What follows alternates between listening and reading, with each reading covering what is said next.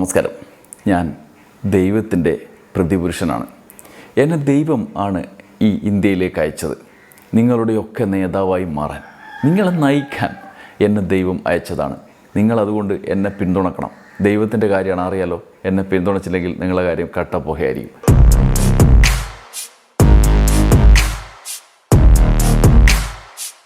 Hello hello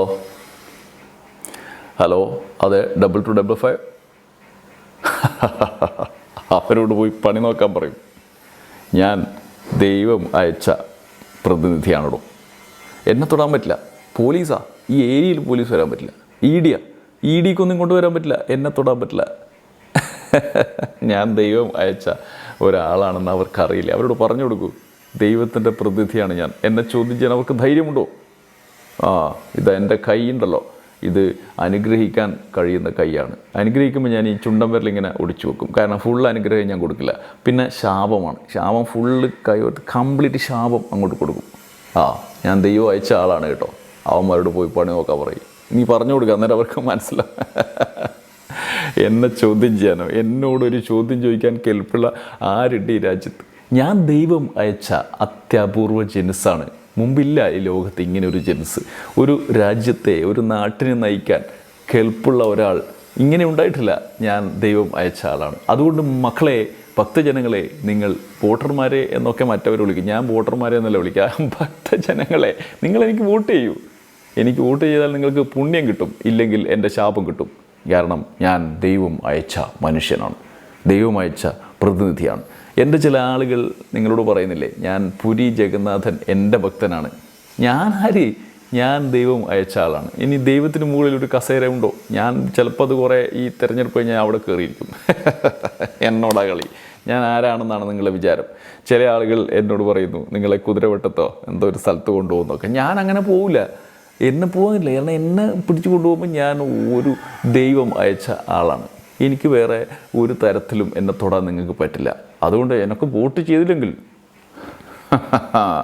vote ചെയ്താൽ പുണ്യം കിട്ടും. വോട്ട് ചെയ്തില്ലെങ്കിൽ എന്ത് കിട്ടും നിങ്ങൾക്ക് അറിയാലോ. ഞാൻ ഈ കൈ അങ്ങ് ഉയർത്തും, എന്നിട്ട് ഈ ചുണ്ടൻ വിരലിങ്ങനെ മാറ്റും. പിന്നെ അതുകൊണ്ട് മക്കളെ, ഭക്തജനങ്ങളെ, നിങ്ങളെനിക്ക് വോട്ട് ചെയ്തോളണം. ഇല്ലെങ്കിൽ വോട്ടർമാരെ എന്നീ വിളിച്ചിട്ട് ഞാനൊരു വരവ് അങ്ങോട്ട് വരും. ചില ആളുകൾ പറയുന്നുണ്ട്, ഇത് കഴിഞ്ഞാൽ എന്നെ ആരൊക്കെ ചോദ്യം ചെയ്യാൻ വരും, ആരൊക്കെ പിടിച്ചു കൊണ്ടുപോകും. പിന്നെ ഏതോ ഒരു അഠാനി എന്നായിട്ട് പറഞ്ഞ ഒരാൾക്ക് വേണ്ടിയിട്ട് ഞാൻ ഭയങ്കരമായി അയാളാണ് എൻ്റെ ദൈവം, അല്ല അയാളാണ് എന്നെ അയച്ചത് എന്നൊക്കെ പറയുന്നത്. അതൊന്നും ശരിയല്ല. അവർക്കൊക്കെ ഈ കാര്യങ്ങൾ ചെയ്തു കൊടുക്കുന്നതിൻ്റെ ഭാഗമായിട്ടുള്ള ചില പ്രത്യേക തരത്തിലുള്ള കാര്യങ്ങളാണ് ഞാൻ ചെയ്യുന്നത്. ചില ദൈവികമായ കാര്യങ്ങൾ എനിക്ക് ചെയ്യാനുണ്ട്. കാരണം എന്നെ ദൈവം അയച്ചതാണല്ലോ. അതുകൊണ്ട് എനിക്ക് ഈ ലോകത്ത് ഞാൻ ചെയ്യുന്നത് എല്ലാ കാര്യങ്ങളും അങ്ങനെയാണ്. എന്നോട് ചില ആളുകൾ പറഞ്ഞു, നിങ്ങൾ എന്തുകൊണ്ട് പെട്രോളിന് ഇത്രയും പൈസ കൂട്ടി 100 രൂപയൊക്കെ ആക്കിയെന്ന് വെച്ചാൽ, അത് ദൈവം എന്നെ അയച്ചാണ്, എനിക്ക് ചെയ്യാതിരിക്കാൻ പറ്റില്ല. ചില ആളുകൾ പറഞ്ഞു, നിങ്ങൾ 15 ലക്ഷം രൂപ തരാമെന്ന് പറഞ്ഞല്ലോ, എന്താണ്? അത് ദൈവം എന്നെ അയച്ചതല്ലേ, ദൈവം പറഞ്ഞതുപോലെ മാത്രമേ ഞാൻ ചെയ്യുള്ളൂ. ഞാൻ അത് കൊടുക്കണ്ടെന്ന് പറഞ്ഞു, ഇപ്പോൾ കൊടുക്കണ്ട എന്ന് പറഞ്ഞു 15 ലക്ഷം രൂപ. അതുകൊണ്ട് ഞാൻ നിങ്ങൾക്ക് തരാതിരുന്നത്. സുഹൃത്തുക്കളെ, അത് എൻ്റെ ഒരു പ്രാതിനിധ്യ പ്രവർത്തനത്തിൻ്റെ ഭാഗമാണ്. ഞാൻ ആരുടെ പ്രതിനിധിയാണ്? എന്നെ ദൈവം അയച്ചതാണ്. അതുകൊണ്ടാണ് ഞാൻ അത്തരം കാര്യങ്ങളിൽ പ്രത്യേകമായ ചില ശ്രദ്ധ വെച്ച് പുലർത്തുന്നത്. കേട്ടില്ലേ? ഞാൻ ചില അവരോട് പറഞ്ഞു, നിങ്ങൾ ഈ നാട്ടിൽ നിൽക്കണ്ട, പൊയ്ക്കോ എന്ന് പറഞ്ഞു. ഞാൻ നിങ്ങൾക്ക് ചില പേപ്പറുകൾ എഴുതി തരാം, എന്തോ നിങ്ങൾ ഈ നാട്ടിൻ്റെ ആളായിട്ട് മാറണം. അതിന് വേണ്ടിയിട്ട് ഞാൻ എൻ്റെ നിയമങ്ങൾ ഞാൻ ഭേദഗതി ചെയ്തില്ലേ. അങ്ങനെ നിയമം ഭേദഗതി ചെയ്യാൻ ഈ ലോകത്ത് ആർക്ക് പറ്റും? ഞാൻ മതം വെച്ചുകൊണ്ട് നിയമം ഭേദഗതി ചെയ്തു. ചില മതക്കാർക്ക് പ്രത്യേകമായി പരിഗണന കൊടുത്തില്ലേ. അതെന്തുകൊണ്ടാണ്? ദൈവത്തിൻ്റെ ആളാണ് ഞാൻ, ദൈവത്തിൻ്റെ പ്രതിനിധിയാണ് ഞാൻ. എന്നെ തൊടാൻ പറ്റില്ല. ഞാൻ എന്തെല്ലോ വിശുദ്ധമായ കാര്യങ്ങളാണ് ചെയ്യുന്നത്. ഞാൻ അപ്പപ്പോൾ തോന്നുന്ന വിശുദ്ധമായ കാര്യങ്ങൾ അപ്പപ്പോൾ ചെയ്യും. അത് ചോദ്യം ചെയ്യാൻ പാടില്ല കേട്ടോ. കാരണം ദൈവം അയച്ച ആളാണ്. മറ്റവന്മാരെങ്ങനും പോലെ ആൾക്കാർ വോട്ട് ചെയ്തിട്ടൊന്നും വന്നല്ല. എന്നെ ദൈവം അയച്ചതാണ്. നിങ്ങളതുകൊണ്ട് എനിക്ക് വോട്ട് ചെയ്തില്ലെങ്കിൽ നിങ്ങളുടെ കാര്യം വേണ്ട, ഇപ്പം എടുക്കുന്നില്ല. മാനുഷാദ പ്രതിഷ്ഠാന്തം ശാശ്വതീ അറിയാമല്ലോ. അത്തരം കാര്യങ്ങളൊക്കെ ഞാൻ പറഞ്ഞു കഴിഞ്ഞിട്ടുണ്ടല്ലോ, പിന്നെ രക്ഷയുണ്ടാവില്ല. പിന്നെ പല കാര്യങ്ങളും എനിക്ക് പറയാനുണ്ട്. പിന്നെ ചിലപ്പോൾ രാവിലെ കേൾക്കില്ല, ഗംഗ തരംഗ രമണീയ ജടാകല, അതൊക്കെ ഇല്ല. അതൊക്കെ ഞാൻ ഭയങ്കരമായിട്ട് പറയും. കാരണം അത് ഞാൻ ദൈവത്തിൻ്റെ പ്രതിനിധിയാണ്. അത് ഈ തിരഞ്ഞെടുപ്പ് കാലത്ത് ഞാൻ അങ്ങനെ പറഞ്ഞുകൊണ്ട് നിങ്ങളെ നേരിടാൻ പോവുകയാണ്. അതുകൊണ്ട് എനിക്ക് വോട്ട് ചെയ്തില്ലെങ്കിൽ, എന്നെ പിന്തുണച്ചില്ലെങ്കിൽ നിങ്ങൾക്ക് പുണ്യം കിട്ടില്ല. മനസ്സിലായില്ലേ? പുണ്യം കിട്ടിയില്ലെങ്കിലുണ്ട്. എനിക്കാരൊരു കോൾ വരുന്നുണ്ട്, ഒരു മിനിറ്റ്. ഹലോ വെയിറ്റ് ചെയ്യാൻ പറയും.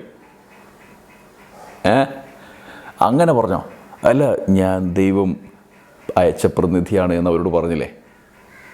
അത് പറയണം കേട്ടോ, എന്നാലേ മനസ്സിലാവുള്ളൂ. ഇല്ലെങ്കിൽ അവർ ഓക്കെ എന്തോ ഒരു കമ്മീഷനോ തെരഞ്ഞെടുപ്പ് കമ്മീഷനോ ആരോ വന്നിട്ട് അവർ എന്തോ എന്നോട് ചോദിക്കാൻ പറയുകയാണെന്ന്.